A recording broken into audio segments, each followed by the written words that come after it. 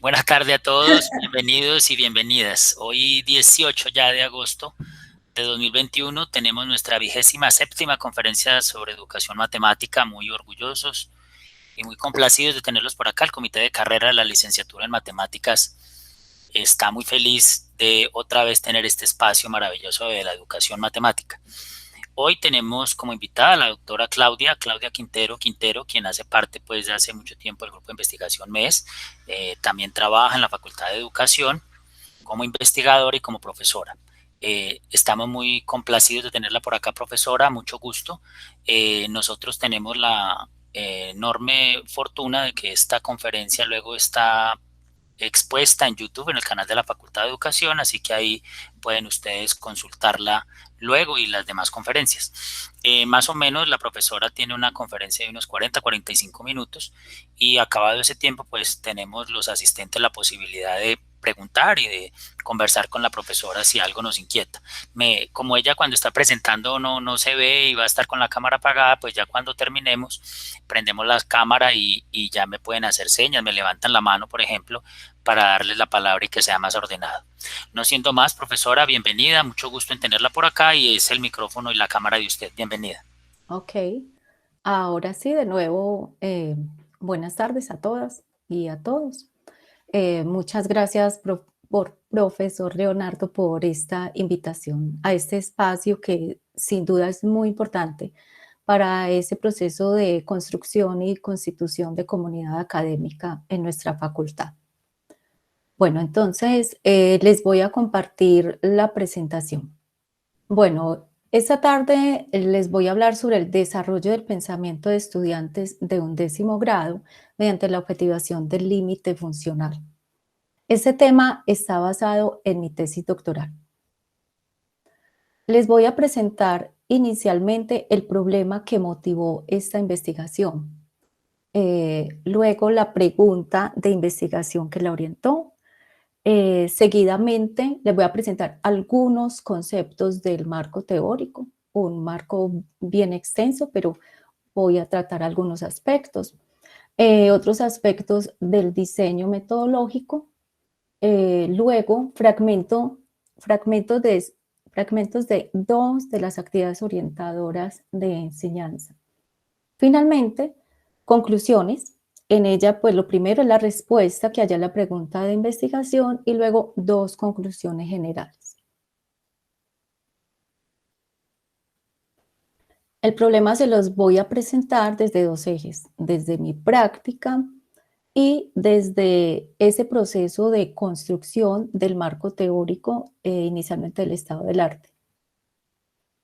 Bueno, desde mi práctica pedagógica, como maestra de matemáticas en diferentes niveles y especialmente como maestra de matemáticas de secundaria, pues es mi inquietud la formación de un alumno que se desempeñe en diferentes contextos, estos contextos científicos y no científicos, con base en esos saberes escolares en nuestros encuentros en el aula.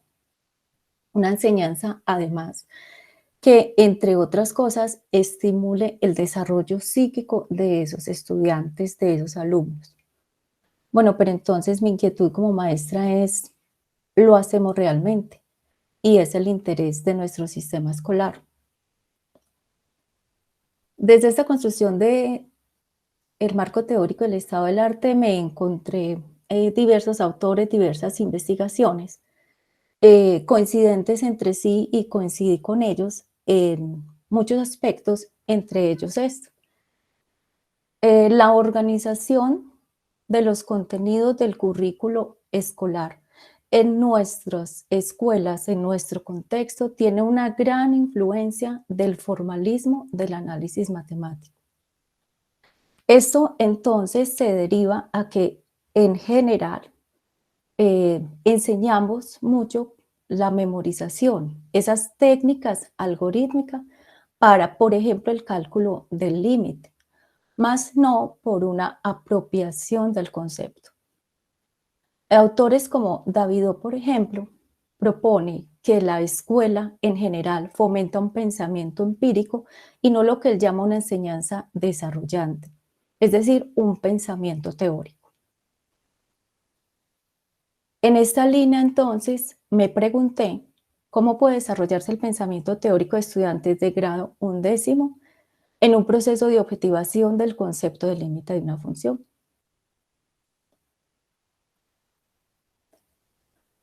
El marco teórico fue un tejido entre estos tres ejes, entre el pensamiento, otro eje, la teoría de la actividad y de la objetivación, y otro eje respecto al límite de una función. Este límite de una función quiero destacar acá desde estos autores que hacen también parte de la fundamentación epistemológica, la cual es desde la perspectiva histórico-cultural. Vamos entonces con algunos aspectos de ese primer eje.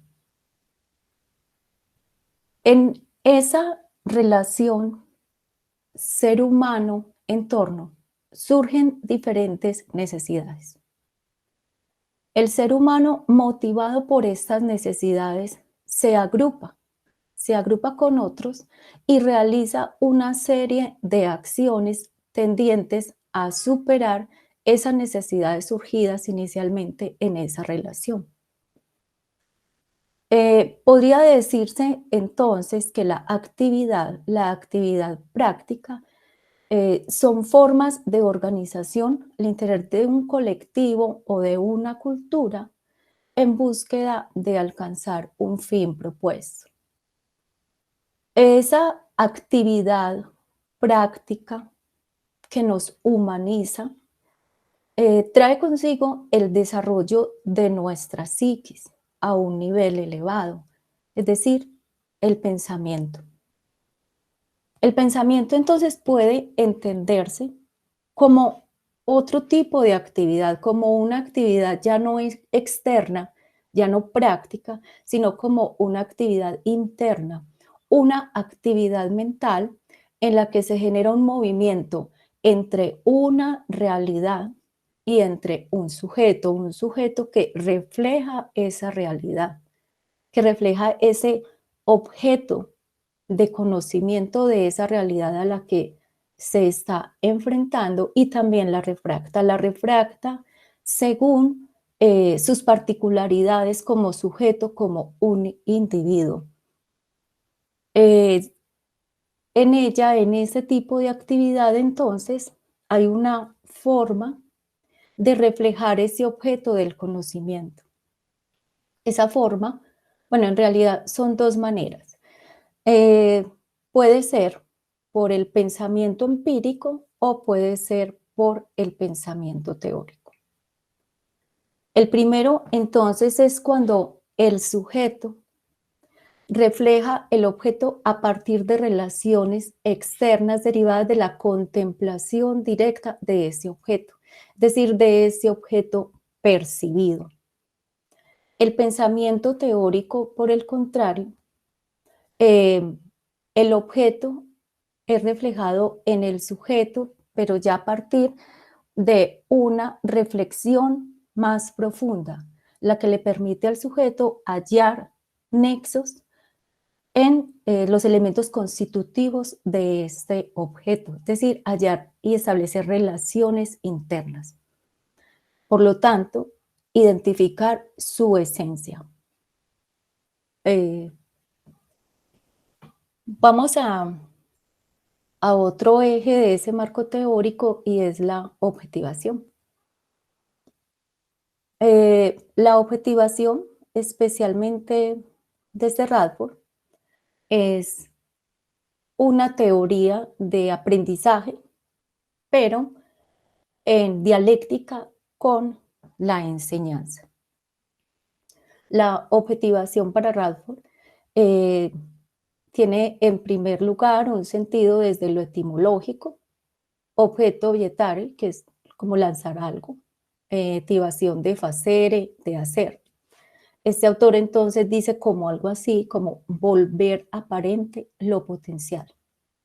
Es decir, que por medio de la objetivación, el sujeto en su actividad práctica y mental, retomamos acá de nuevo la actividad, En esta actividad, el sujeto eh, realiza un proceso dinámico y encuentra un algo en la cultura, esa cultura de la que él hace parte, esa cultura que él mismo enriquece.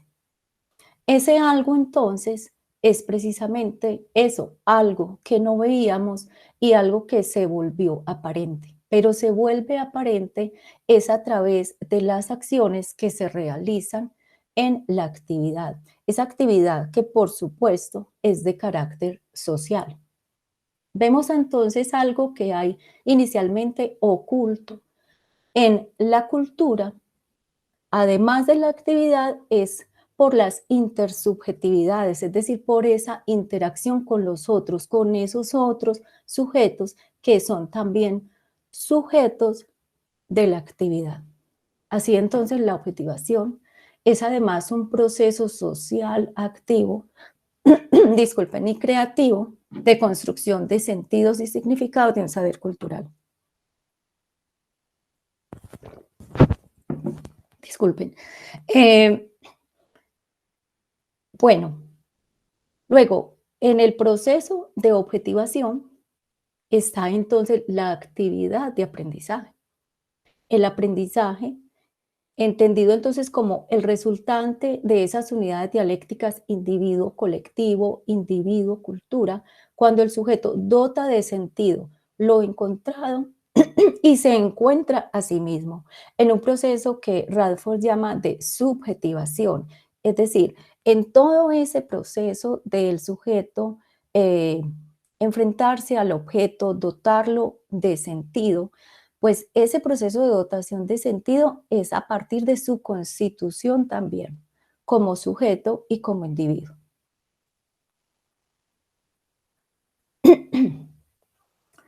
Bueno, el otro eje es el referente al límite de una función. Em, el límite de una función, como todo objeto de saber y como todo objeto matemático, eh, pues surge no en un solo momento, sino que surge en un devenir histórico-social. Es un producto de la actividad de muchas generaciones antes del momento que se utiliza como solución a un o unos problemas determinados. Así entonces, el problema principal que gesta el límite de una función desde esa postura epistemológica, desde lo histórico, social y especialmente desde Caraza y Alexandrov, el problema esencial del movimiento es que este ya no podía ser concebido como una sucesión de estados, pues se había entendido que en la naturaleza no existía nada estático, que todo era fluido, en continuo movimiento, en continuo cambio. Entonces, el problema concreto del movimiento mecánico era que cuando se deseaba hallar la posición exacta de un móvil en un instante dado, pues ese móvil ya no estaba ahí. Y además, se había entendido ya que entre un punto y otro, pues había una infinidad de puntos, lo que hoy día, pues para nosotros es algo fácil de entender. Se requería entonces en ese momento un instrumento matemático que posibilitara investigar fenómenos de diferente tipo en movimiento, pero teniendo este problema de movimiento. Se necesitaba entonces un instrumento que posibilitara continuar, de modo que facilitara trabajar con estados determinados y con la infinidad de posibilidades entre dos estados. Ese instrumento fue el infinitésimo. Ese infinitésimo entendido no como un número, no como algo estático, sino como una variable representativa de un conjunto de valores sucesivos tan próximos a cero cuanto se desee. El empleo de esa variable posibilita estudiar dialécticamente cierto estado de un fenómeno en interdependencia con los estados de la vecindad del mismo. Si ese fenómeno eh, físico, biológico, económico, en fin, puede ser representado por una función de variable real, el instrumento para estudiar el comportamiento de ese fenómeno es el límite de una función. Eh, Así entonces el límite de una función lo comprendo desde estos autores como un objeto, pero también como un método. Un método que posibilita determinar el valor exacto de cierta magnitud, de cierto momento, de un fenómeno en movimiento. Para hallar ese valor exacto, esa magnitud se halla a partir de una serie de aproximaciones a ella, a este punto de interés. Cada una de estas aproximaciones más precisa que la anterior. Este método está concatenado a su vez con el objeto límite. Entonces, el límite de una función en un punto desde Caraza es el resultado único de la interdependencia de las posibilidades de los valores de la función en la vecindad del punto de interés.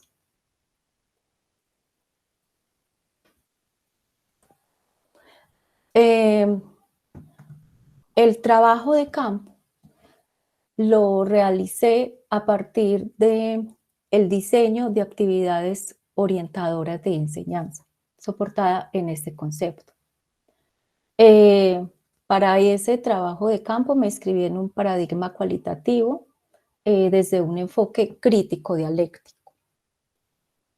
Bueno, realicé ese trabajo de campo en una institución educativa de Medellín, donde soy maestra. Es una institución de carácter femenino de 45 estudiantes aproximadamente por grupo en ese tiempo. Hoy día pues ya se ha reducido un poco.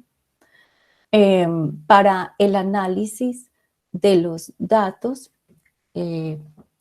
elegí a 3 estudiantes, Dana, Elisa y Ana. Fueron ellas las participadoras, perdón, qué pena, fueron las protagonistas participantes de la investigación. Bueno, la producción conjunta de registros y datos la hice a partir de el registro de las actividades realizadas por las estudiantes. Además, mi diario como investigadora, fotografías y videograbaciones. El análisis de los datos lo hice a partir del estudio de casos, siendo los casos las formas particulares de las estudiantes protagonistas de investigación de desarrollar su pensamiento teórico. Realicé una triangulación desde mis observaciones como investigadora, los datos producidos por las estudiantes y la teoría. Bueno, aquí les hablé que el soporte teórico para el trabajo de campo fueron las actividades orientadoras de enseñanza. Entonces, ¿qué son las actividades orientadoras de enseñanza? Principalmente desde este autor, Moura, y su equipo, YEPAPI de Brasil, la actividad orientadora de enseñanza es una resignificación de la actividad, del concepto de la actividad práctica y mental humana, resignificada en la educación. Es así entonces entendida la actividad orientadora como la organización de la enseñanza y del aprendizaje en el aula. En las actividades orientadoras de enseñanza hay 2 sujetos de actividad, más 2 actividades diferentes. El maestro es un sujeto de la actividad de enseñanza y el estudiante es el sujeto de la actividad de aprendizaje. El maestro, mediante la organización, planeación de su enseñanza, en la que debe estar el objeto de saber a enseñar, debe motivar al estudiante a sumergirse en actividad de aprendizaje. Y ambos sujetos de actividad van a estar a la vez mediados por ese objeto de enseñanza que debe convertirse también en un objeto de aprendizaje, un saber histórico-cultural. En este caso es el límite de una función. Bueno, entonces, desde este concepto de actividad orientadora de enseñanza, diseñé 8 actividades. Cada una de las actividades traté de sumergir a las estudiantes en actividad, de motivarlas a que se fueran acercando progresivamente a ese objeto de saber, a todos sus elementos constitutivos. Eh, pues todo esto como sujeto en actividad, yo tenía como propósito, pues, que las estudiantes fueran desarrollando su pensamiento. Las actividades entonces las diseñé siempre desde esos dos aspectos, ¿cierto? El acercamiento paulatino de las estudiantes a ese objeto del saber cultural, límite de una función y a la vez, mientras ellas estaban en ese proceso de objetivación, realizando estas actividades orientadoras de enseñanza, pues desarrollaron su pensamiento. Bueno, de estas 8 actividades les voy a presentar el fragmento de 2. La primera, que es la determinación de la posición de un cuerpo en un instante dado. Esta es la forma escrita como planeé esa actividad orientadora. En ella, además de que di las instrucciones para que las estudiantes realizaran ciertas operaciones y construyeran este sistema burbuja, manguera, digámoslo así. También, pues, formulé unas preguntas siendo consciente de que tuvieran el objeto al cual pretendía acercarles, ¿sí? Es decir, tenían esa situación desencadenadora de aprendizaje que llaman Moura y Lanner, como esa situación que debe estar siempre ahí en toda actividad orientadora de enseñanza, pues es la que va a posibilitar que el estudiante se motive y que además se acerque progresivamente a ese objeto. Bueno, entonces aquí tengo un video. Es muy cortico y es solo pues como para ilustrarlos en esta parte práctica de esta actividad.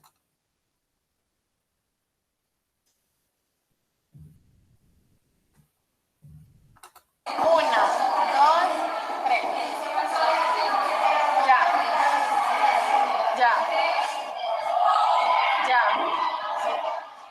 ya, ya, ya, ya.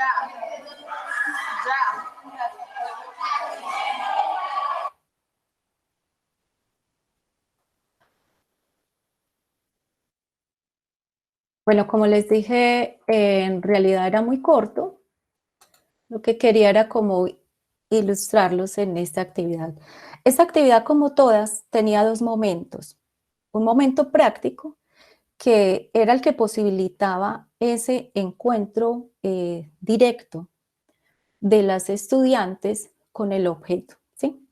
Y luego había otro momento de reflexión en que las estudiantes debían escribir sobre lo que habían observado, orientadas además por preguntas problematizadoras que hacían parte de la situación desencadenadora de aprendizaje. Bueno, entonces, las preguntas a las que me estoy refiriendo, que estaba como parte de las acciones que sugerí, estaba esta. puedes hallar la posición exacta del móvil justo a los 8 segundos de su recorrido. En caso de que así sea, anota el resultado o resultados en caso de que lo repitas y explica cómo lo hallaste. En caso contrario, busca y emplea estrategias para hallar el resultado o resultados lo más próximo posible a lo pedido. Anota el resultado, resultados y explica las estrategias empleadas. Las estudiantes, como les decía, en el primer momento práctico, les decía que había un momento práctico, pero no les aclaré que eso lo hacían en grupos, ¿sí? Esto, pues, la forma como comprendemos la actividad de aprendizaje desde esta perspectiva, y es el aprendizaje como una actividad ante todo social. Bueno, entonces, Dana y Ana estaban en el mismo equipo. Este es un fragmento de respuesta de ellas en ese momento práctico cuando les hice esa pregunta. Ellas dicen, bueno, entonces la profe nos pregunta que si podemos obtener la posición exacta de la burbuja justo a los 8 segundos de su recorrido, justo a los 8 no. Pues nosotras sabemos que exactamente no da, la burbujita siempre se está moviendo, además el tiempo va a dar 8 segundos, punto 1 o algo así. Ana dice que claro, que en ningún momento la burbuja para y el tiempo siempre está corriendo. Responden, bueno, pero igual hagámoslo y probemos. Es decir, ellas en ese primer momento de interacción, de la contemplación directa del fenómeno, de ese móvil que se estaba desplazando en línea recta por esa manguera, pues claro, ellas hicieron observaciones. Antes de esa pregunta, ellas debían hallar la distancia recorrida, el tiempo que tardaba la burbuja, etcétera, realizar diferentes operaciones para resolver unas acciones que les sugería que les posibilitara, a pesar de que era un encuentro directo con el objeto, sustentado por la percepción, pero que fueran trascendiendo esa simple percepción y que empezaran a hacer reflexiones más profundas. Entonces acá, pues todavía no había esas reflexiones profundas, pero ellas sí ya tenían una respuesta. La hacían porque, bueno, era parte de la operación que debían hacer para mirar después qué sucedía en ese fenómeno. Pero ellas ya en la sola contemplación ya sabían casi que la respuesta a la pregunta. Ya en el momento escrito, entonces ellas dicen, utilizamos las estrategias de estar muy coordinadas como equipo, repartirnos las tareas, ser muy rápidas, fijarnos bien en el cronómetro, tratar de tenerlo un poquito antes para ver si así obteníamos el tiempo exacto, pero ni así pudimos. Bueno, y otra estrategia, tener una buena comunicación. Toma aquí, bueno, las de Elisa y Ana, la anterior, perdón, en realidad era de Dana. Estas son de Elisa y Ana. Y quiero acá enfatizar en algo. Acá, en este segundo párrafo, Ana dice, bueno, todas concuerdan en que es imposible, pero ella dice, es que mientras uno dice ya pasó algún tiempo. La distancia recorrida por la burbuja nos dio casi la misma las veces que la medimos, pero tampoco exacta. Es que el problema eran los milímetros, bueno, dice ella. Esto entonces lleva esto y las estrategias que emplearon cuando dicen acá que detener el cronómetro un poquito antes, como a una especie de construcción de entorno, pero de manera implícita. Por supuesto, esta era la primera actividad. Y cuando ellas responden que no es posible, en esta expresión de Ana, decir cuando uno dice ya pasó algún tiempo, esa es entonces como una recreación de ese problema génesis del concepto de función. perdón, del límite de una función.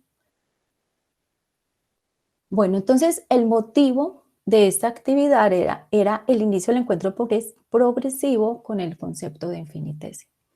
Este concepto que es fundamental en la concepción del límite, como ya sabemos. Mi finalidad era posibilitarles a ellas la deducción del movimiento mecánico como un continuo, lo cual ellas pues ya lo estaban entendiendo, ¿sí? Cuando ellas decían, es que la burbuja no para, es que el tiempo no se detiene, es que es imposible hallar la posición de la burbuja justo a los 8, aquí ya había, bueno, más que una deducción, una interpretación de eso a partir de esa observación directa. Para responder la pregunta, ellas realizaron ciertas acciones y operaciones que las aproximaron inicialmente al objeto fruto de sus percepciones y posteriormente las comenzaron a aproximar teóricamente al objeto de estudio al enfrentarse a una contradicción. ¿Cuál contradicción? Hallar la posición exacta del móvil en el instante correspondiente a 8 segundos exactos. Contradicción que está contenida en la pregunta misma. Aún con algunas dudas, las estudiantes hicieron una proyección de lo esperado, teniendo presente la mutabilidad del tiempo y de la burbuja en el sistema estudiado. Bueno, veamos otro fragmento de otra actividad. Esta es la actividad 7, que nombré límite de una función. Eran 8 actividades, o sea que esto era ya pues el trabajo de campo avanzado. Aquí entonces habían diferentes preguntas y retomo, diferentes puntos y retomo este segundo punto de esa guía que hice como parte de la organización de mi actividad de enseñanza. Les di esta función f de x igual a 1 sobre x. Bueno, primero les pedí hallar su representación gráfica y luego ya esta pregunta que desencadenaba la situación de aprendizaje que pretendía hacerlo. Entonces les pregunto, ¿es posible hallar el valor de f de 0? Explica. Bueno, esta es la gráfica de Ana, la representación gráfica de Ana. Por supuesto, en momentos anteriores al tiempo de la investigación, ya habíamos trabajado funciones, diferentes funciones. Aquí estamos tratando, era el acercamiento al límite, como ya les he explicado. Aunque si miramos aquí, pues así rigurosamente la gráfica, pues obviamente vamos a hallar como algunos errores, pero lo importante de acá es, disculpen, ¿se alcanza a ver esto de acá del centro? Lo que hay como en la vecindad del 0. Ahí hay unas flechitas, ¿cierto? Sí, Aquí unas allá. flechitas Sí. y también aquí unas líneas, ¿cierto? Como deduciendo la vecindad del 0, ¿cierto? Bueno, lo interesante es que yo en ningún momento les dije que hicieran esto. Yo solo les dije, es posible hallar el valor de la función, ¿sí? Y como todas las actividades, pues ellas trabajaban en sus grupos y yo iba pasando, observando lo que hacían y dando de pronto algún tipo de orientación, pero que no las llevara, que no les diera la respuesta. Entonces, fue muy interesante. Y eso lo hicieron las 3 estudiantes sin decirles directamente, realiza una aproximación, porque hay ahí pues como una indeterminación, entonces fue interesante que ellos hicieran esto.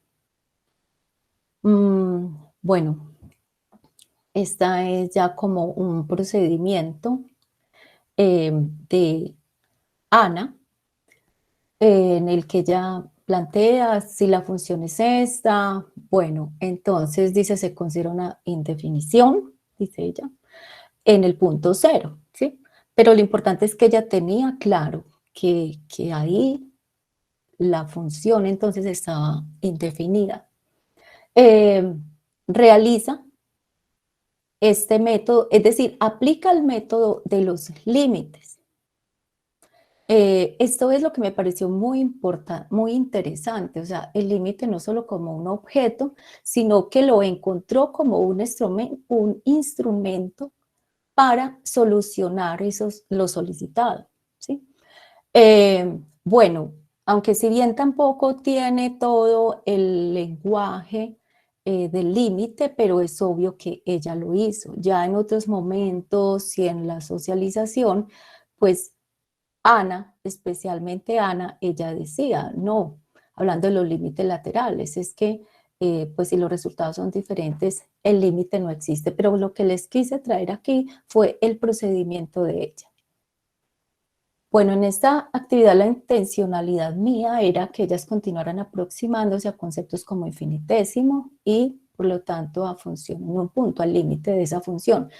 Las respuestas de las tres dieron cuenta del establecimiento de una relación entre el concepto de función, entre infinitésimo y entre límite de una función. Es decir, de estos elementos constitutivos del objeto. Hallar relaciones al interior del objeto, establecer relaciones entre esos elementos constitutivos de él, pues eso ya es una forma o un nivel de pensamiento teórico. Aunque la pregunta problematizadora, lo que yo les decía, no era explícita la acción de hallar el límite, bueno, ellas lo utilizaron como un método, hicieron aproximaciones sucesivas. Ellas entonces usaron un objeto existente en la cultura, me refiero al límite de una función, realizaron una reflexión que traspasó la sola operación de la percepción. El proceso de objetivación entonces en el que ellas estaban acá inmersas se transformó a la vez en un medio para hacer reflexiones más profundas de tipo teórico. Bueno, estas son también las voces de cada una de ellas en diferentes momentos y en diferentes actividades a través del trabajo de campo. Bueno, como para no extenderme mucho, entonces paso a las conclusiones. La primera conclusión, la respuesta que hallé a la pregunta de investigación. Y es que el desarrollo del pensamiento de las estudiantes se dio como se da, como se ha dado históricamente el desarrollo del pensamiento humano. Esto es a partir de la actividad práctica y mental. Bueno, esta actividad que traducida al contexto escolar, como les expliqué anteriormente, son las actividades orientadoras de enseñanza. Esas actividades orientadoras de enseñanza posibilitaron sumergir a las estudiantes, además, en procesos de objetivación. Hablo aquí en plural, procesos de objetivación, pues eran 3 estudiantes, cada una con una particularidad, por lo tanto, sus procesos eran diferentes. Y en esos procesos, cada una desarrolló cierto grado de pensamiento teórico. Para finalizar estas dos conclusiones, cada una de ellas en dialéctica individuo-colectivo desarrolló un nivel de pensamiento teórico al apropiarse del concepto de límite funcional en sus procesos particulares de objetivación. En esa línea, aunque Dana evidenció reflexiones teóricas durante varias actividades orientadoras de enseñanza, en su pensamiento predominaron características de un nivel empírico. Contrariamente, Ana y Elisa, desde sus particularidades desarrollaron un nivel de pensamiento teórico que les posibilitó comprender elementos constitutivos del objeto de estudio. Un nivel que probablemente les posibilita aproximarse conscientemente al lenguaje formal del límite de una función posteriormente en un contexto que lo demande. Bueno, antes de terminar les quiero compartir algo. Aquí entonces cuando digo que probablemente les posibilite aproximarse a un lenguaje formal posterior, tuve una experiencia muy bonita y es que una de las estudiantes ingresó a estudiar ingeniería a la Nacional. Fue a visitarnos al colegio, me buscó y me dijo, gracias, esto me sirvió mucho, el haberme quemado construyendo la manguerita, porque claro, como ellas tenían que llenarlo de silicona en esa parte práctica. Entonces haberme quedado, yo le contaba a mis compañeros eso y nos reíamos, pero eso fue significativo porque entendí el fundamento, me decía ella, entendí el fundamento del límite. Ya después, cuando los profesores me estaban enseñando, yo entendía y yo le explicaba a mis compañeros que no tenían claro el porqué. Entonces, bueno, para mí esto fue muy bonito y ya como maestra digo, bueno, entonces, por acá sí puede ser. Obviamente no es el único camino, hay muchos caminos, eh, pero bueno, eso, pues sin buscarlo, me validó gran parte de la tesis. Bueno, las referencias bibliográficas y finalmente agradecerles. Muy bien, profesora, muchas gracias, muy amable, muy gentil. Estuvo todo en su orden, me parece que los tiempos fueron correctos, así que ya vamos a abrir un poquito un espacio para una conversación, unas preguntas. Aquí está el profesor Walter Castro, ya nos levanta la mano, entonces, por favor, profesor, bienvenido. Buenas tardes para todos los asistentes. Es un gusto volver a estar aquí con todos ustedes y también es un gusto escuchar a Claudia comentarnos y presentarnos su trabajo de investigación.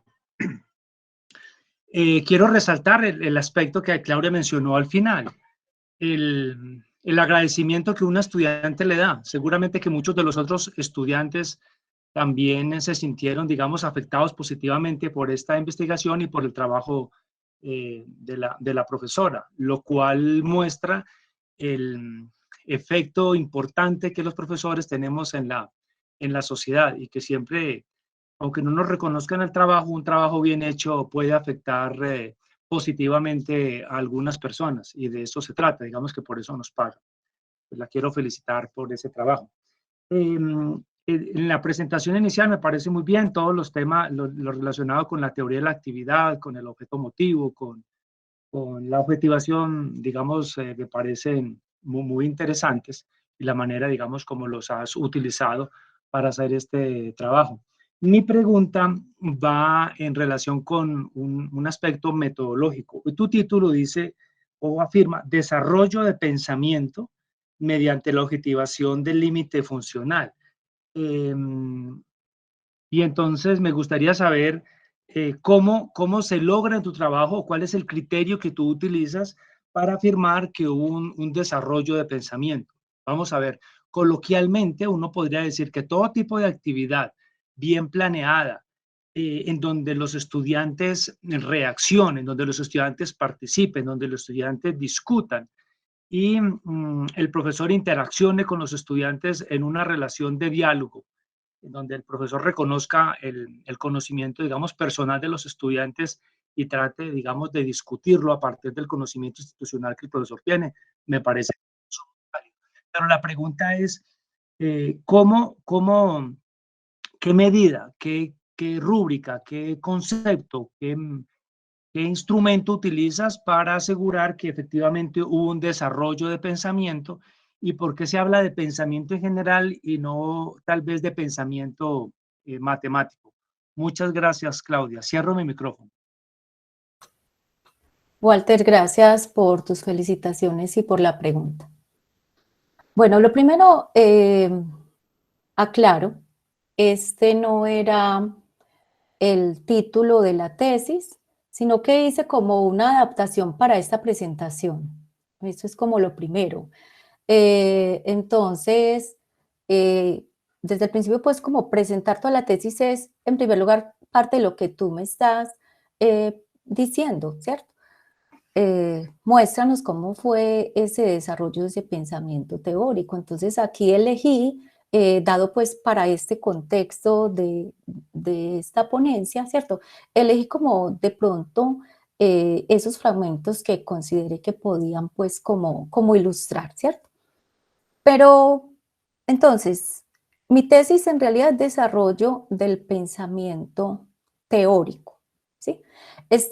No pensamiento matemático, es el pensamiento teórico, pero es mediante el límite de una función. O sea que sí es en realidad en un campo matemático. ¿Y por qué digo que hay?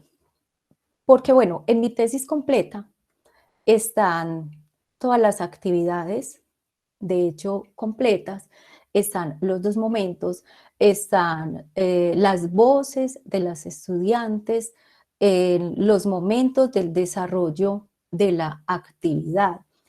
Mi unidad de análisis fue los enunciados verbales y no verbales de las estudiantes al realizar las acciones y las operaciones que yo les proponía en cada una de la actividad.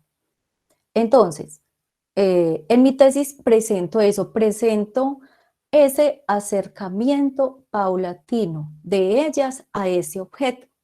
Inicialmente, un pensamiento empírico en el que, como les explicaba ahora, pues habían observaciones solo a partir de la percepción, pero esto fue cambiando en estos 4 meses de trabajo, en esos 4 meses de trabajo de campo, fue cambiando la respuesta de ellas, las operaciones que realizaban, la forma en que ya discutían, respondían las diferentes preguntas problematizadoras que uno como maestro pues, planea la clase, pero además durante la socialización hace como otro tipo de preguntas.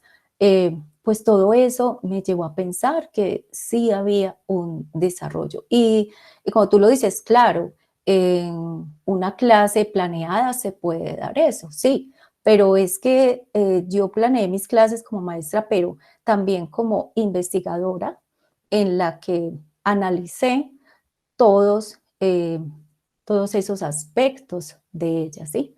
Entonces, por ejemplo, el hecho de la actividad que yo les presentaba ahora, de que yo en ningún momento les dije que usaran el límite de una función y ellas lo encontraron como una forma de solucionar un problema, eso, además pues de otros ejemplos, me da a pensar, entonces sí estaban trascendiendo la sola contemplación del objeto. Ellas estaban reflexionando, ellas iban más allá. Bueno, y además hay muchas respuestas interesantes que ellas dan, repito, a otras preguntas, que acá, más como por el espacio, pues entonces no presenté todo eso. Walter, no sé si respondí tu pregunta. Sí, Claudia, muchísimas gracias. Cierra el Ok, micrófono. a ti. Muchas gracias, profesores. Para recordarles aquí a los presentes, si son tan amables de hacerme un pequeño saludito en el chat, que eso nos queda a todos, sobre todo a la licenciatura, de participación en la actividad. La profesora Diana Jaramillo, entonces, si es tan amable de compartirnos su apreciación, bien pueda, profe. Quería hacer un comentario sobre esa última parte que mencionaste que yo desconocía. Yo creo que uno investigador queda muy satisfecho cuando tiene una evidencia de esa naturaleza que tú tuviste. O sea, sí, es un estudiante la que se te acercó, pero yo creo que, como decía un poco Walter, con que al menos una persona, uno haya ayudado, contribuido, o por lo menos tú estás enterada de una persona, seguramente a muchos otros jóvenes les ayudaste en la construcción o en la objetivación de ese concepto. Yo creo que es muy valioso para la investigación, ¿cierto? Solo quería hacer ese comentario. Yo creo que eso es lo que nos motiva como investigadores a buscar otras alternativas, que como bien lo ha dicho Claudia, y eso lo tenemos muy claro pues en la perspectiva en que nos movemos, es una alternativa. Esto de la teoría de la actividad, de las actividades orientadoras de enseñanza, es una, entre un montón de alternativas de diferentes perspectivas epistemológicas, metodológicas en sí. No, era eso, que me parece muy valioso y me imagino que para ti fue bastante significativo, ¿no? Porque es como evidenciar la apuesta teórico-metodológica que uno puso en la investigación, así ya por una persona, ¿no? Era solo ese comentario.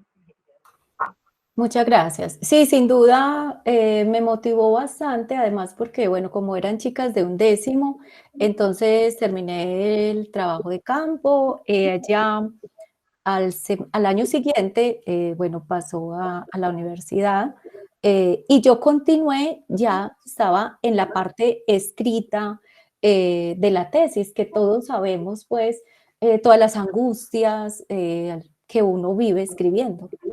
Entonces, justo fue esta estudiante y me hace ese comentario, pues claro, se imaginarán mi felicidad y decir, bueno, por acá, y fue como un bálsamo también para ese momento. Muchas gracias, profesoras. Entonces, otra preguntita, otra intervención, porque no voy a mirar aquí las manos levantadas. Profesora, entonces aprovecho, profesora Claudia. A mí me parece que su investigación, pues aquí a grosso modo nos la expresa. Yo la felicito por todo lo que nos muestra y particularmente por este último evento. Yo quisiera, profesora, que usted aquí a esta audiencia y a, bueno, quien nos vaya a ver después, nos dijera entonces, profesora, parece, según su investigación, y funcionó, ¿no? Con su pequeño grupo donde trabajó, que entonces nos contara así brevemente y muy sucintamente entonces qué es lo que funcionó muy bien ahí para que estos muchachos, en este caso estas niñas, se acercaran al concepto de límite en este caso, pero en general pudiéramos pensar que nosotros los que estamos aquí presentes cuando vayamos a la escuela, al colegio, eso también es una de las ideas que tienen estas conferencias de educación matemática, es que le queden a los profesores algunas ideas para que lleguen a los salones, qué tal que algo de lo que usted haya hecho en ese trabajo maravilloso nos sirva para que algún estudiante entienda sobre el límite en otro lugar. Entonces, por lo que yo veo, pues con ese amarre teórico que usted hizo, ¿usted cree que el asunto, por ejemplo, de la experiencia, porque usted nos mostró, cierto, que parece que tuviera una relación ahí física con distancias a tiempos iguales, ¿usted considera entonces que ese evento de tocar es muy importante o fue importante para eso o no? ¿O qué tanto? Sobre todo porque ahora no estamos tocando mucho, sabiendo que estamos por internet. Sí, a ver, es que la pregunta ya con la última exclamación que hiciste, pues ya cambia, ¿cierto?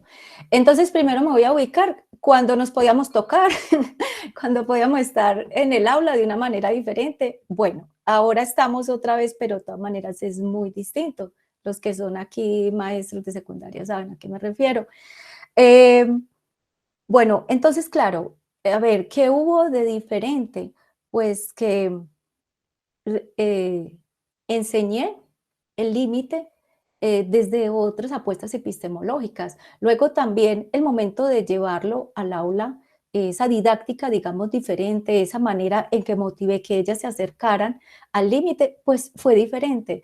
Es decir, trascendí solamente la enseñanza de una manera memorística y solamente algorítmica. Digo solamente porque obvio que sí hubo un manejo algorítmico, pero después de que las estudiantes ya se habían acercado a la esencia de este objeto. Cuando se acercaron a la esencia, pues entonces ya se les facilitó después, por ejemplo, lo algorítmico, ¿cierto?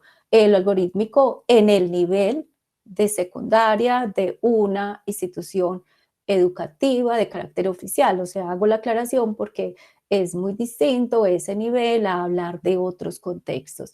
Entonces, es eso, sí, esta actividad que les mostré aquí, la primera y otra serie de actividades, pues con cada una de ellas pretendía eso, ¿cierto?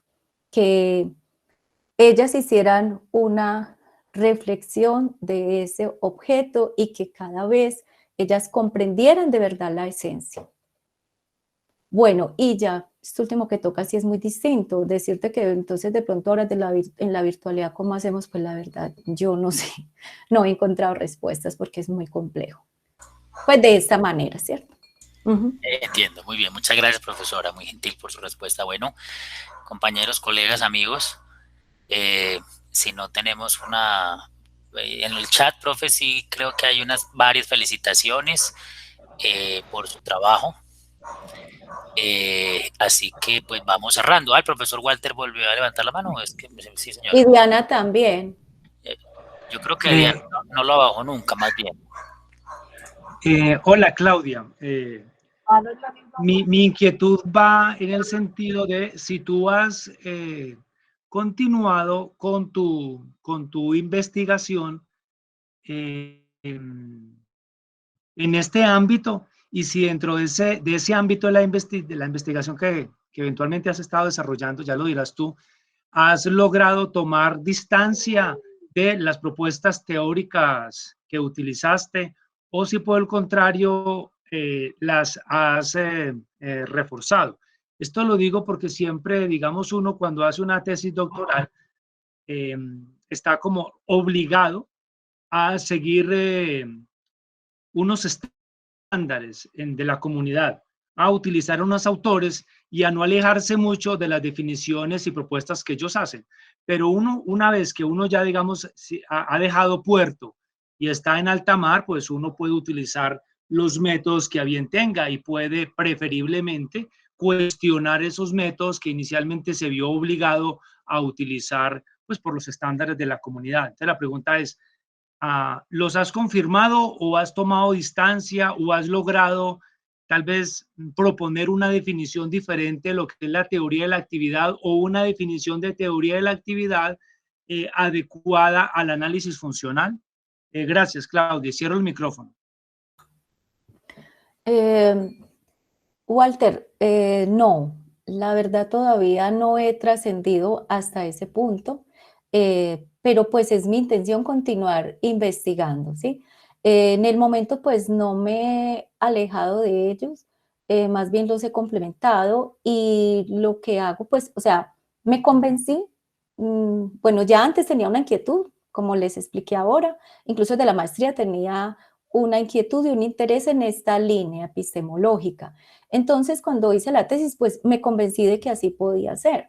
Entonces, ¿qué es lo que he hecho? Además de alejarme, ya llevarlo al aula, ya más como maestra que como investigadora, pues estos resultados que arrojó.